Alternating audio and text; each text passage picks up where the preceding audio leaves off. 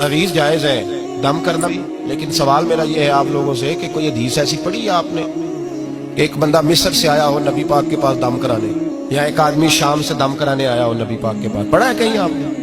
भाई दम कराना जायज़ है, तावीज़ देना, लेकिन ये असले दीन नहीं है कि लोगों ने अब इसी को जरिया बना लिया, इसी से लोगों की दुकानें और कारोबार चलते हैं। ये असल नहीं है, ये जोज है। दम में बरकत है, अल्लाह के कलाम में शिफा है।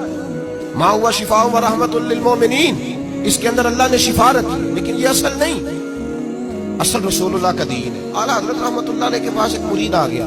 आजकल तो मिठाई होती है, उस जमाने में पेड़े होते थे, तो पेड़ों की एक टोकरी लाया, यूं समझ ले मिठाई का डब्बा लाया। आला हज़रत ने फरमाया कैसे आए हो? हुजूर ज़ियारत करनी थी। फरमाया कोई हुक्म मेरे लिए? का ज़ियारत? भाई बात ये छोटी है, लेकिन इन बातों का पस मंजर देखो और आज के जमाने में इन बातों को परखो तो देखो दीन किस तरह बेचा जा रहा है। मिठाई का डब्बा लाया है, क्या हुक्म था? का ज़ियारत करनी थी। कोई बात तो बताओ, का ज़ियारत करनी थी।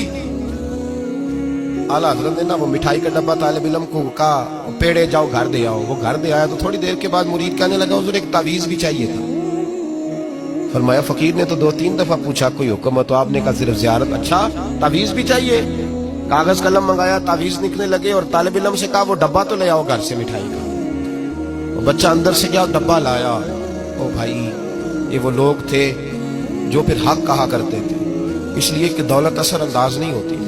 ये मुरीद को इसलिए डांट लेते थे कि इनकी नजर मुरीद की जेब पर नहीं होती। ये इसलिए उसको सख्ती करते थे कि इन्हें ये नहीं था कि भाग गया तो रोजी रोटी कैसे चलेगी।